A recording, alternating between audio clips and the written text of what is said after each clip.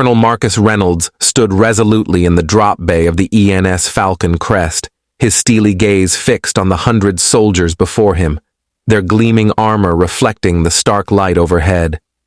Amidst the thrum of the ship's engines and the distant murmurs of the crew, Reynolds and his soldiers remained focused solely on the impending mission, filtering out all other distractions. "Attention!" Reynolds's command pierced the tension, each word weighted with the seriousness of their task ahead. The spacers are executing a high-speed infiltration deep into enemy territory, risking themselves to draw fire away from our low-orbit insertion.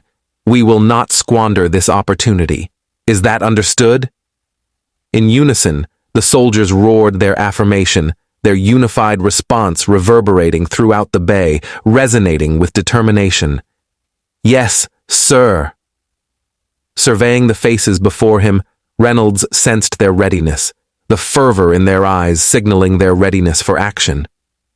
"We are the guardians of the frontier," he proclaimed, the solemnity of their duty echoing in his voice.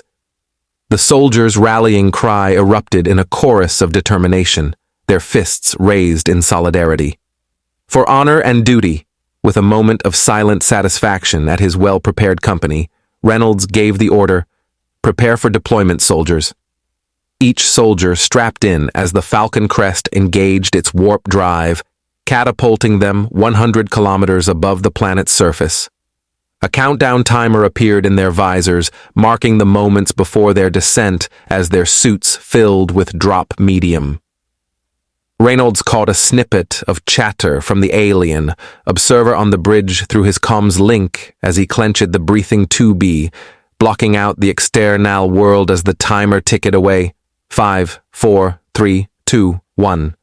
The suite locked into place around him as the launch pod rocketed out of the bay, then swiftly adjusted course to align with the drop trajectory. Reynolds clenched his teeth as the pod maneuvered evasively, hurtling towards the planet below. Another countdown appeared in his visor, ticking down from 3. As it hit 0, the pod split into 2 sections. The main launch vehicle continued its descent towards the drop zone, while the passenger pod deployed braking thrusters. The visor HUD displayed the tactical overview. 3 soldier pods lost. Heavy support vehicle pod sustaining minor damage. Combat bots operational. 10 seconds until the Falcon Crest's planned railgun bombardment. 5 seconds. 3, 1. Railgun trajectories materialized on his visor precisely as anticipated, and the Falcon Crest vanished in a flash of warp energy. Grinning behind the breathing apparatus, Reynolds inwardly muttered, "Semper Fidelis." The deployment sequence of the heavy support vehicle pod commenced, transforming into a formidable flying gunship that immediately unleashed firepower on known enemy positions and anti-aircraft defenses. It skillfully maneuvered to evade incoming fire as dozens of launch vehicles struck the area, triggering powerful explosions upon arming their explosive payloads. Descending towards his designated drop zone, Renard observed railgun pellets, neutralizing high-priority targets before his pod made impact, causing a ground-shaking jolt upon landing. As his suit released its grip, he emerged to survey the scene, a decimated outpost with deep craters and a demolished bunker. Upon establishing communication with allied aliens, Renard received a distress call from a frontline command officer urging immediate exfiltration. Disregarding the order, Renard encountered a trapped Cygnus alien and defiantly declared their position as the frontline. Meanwhile, aboard the Dropforge-class ENS Razorclaw, Alliance liaison officer, Vrix observed the tensy atmosphere among the crew in the command deck. Despiti being steelted several light seconds away from the contested planet, Meloria Prime. The crew's nervousness raised concerns about their readiness in the ongoing Cygnus War, underscoring the importance of unity among Alliance members. As Varn approached the flickering holographic map at the heart of the command deck, Captain Teros, commander of the ENS Shadowhawk, acknowledged his presence with a nod. "Officer Varn, let's review the strategic situation again while we await orders," he said, his voice unwavering despite the seriousness of their mission. The hologram displayed Eldoria Prime, showcasing contested zones, Alliance forces positions, and anticipated enemy fortifications. The planet lay in deadlock, a vast trench dividing it from north to south as both factions maneuvered their forces around it each day. It seemed inevitable that this crucial strategic position would devolve into the deadliest battleground known to all species. As they discussed the hotspots, a message came through the comms officer. Captain Taros went to listen to the message, while Varn stepped back to observe.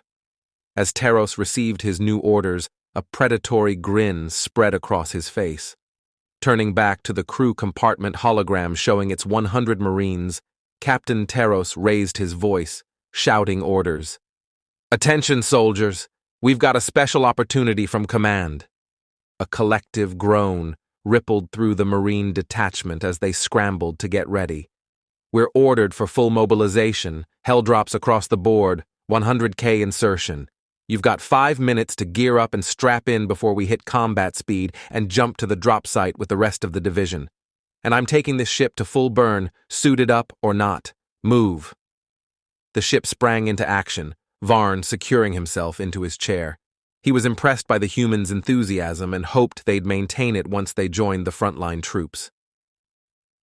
Varn looked forward to witnessing the humans' unconventional drop tactics, deploying smaller ships with a contingent of 100 soldiers, armored vehicles, and heavy bots, unlike the typical 5,000 troop deployment ships used by the Orion Alliance militaries. Exactly 5 minutes later, the Shadowhawk, along with its 200 sister ships and the rest of the human navy, initiated full thrust simultaneously, maximizing their velocities along assigned vectors. Once at combat velocity, all ships activated their Alcubierre drives simultaneously, jumping several light seconds and emerging over the planet. Varn barely had time to glance at his instruments before he stared at the screen in disbelief. The human warships were in high orbit, providing support as expected, but the Shadowhawk had jumped uncomfortably low over the atmosphere, risking destruction from the sudden atmospheric pressure. He barely registered the troop deployment projection and the ship's current position before dread overwhelmed him. "Captain, we're on the wrong side of the front line. We need to abort," he shouted in panic. Captain Taros turned to him with fury in his eyes. "Officer Varn, we didn't miss the front line." "We are the line," he snapped, leaving Varn shrinking in his seat. After composing himself, Captain Taros issued orders to his crew.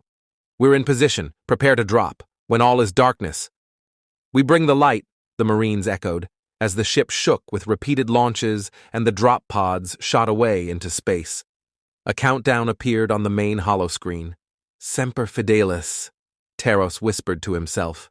Varn lowered his head, instinctively reacting to the captain's reprimand, and nervously assessed the tactical situation. A meson cannon hit the shields, jolting the ship.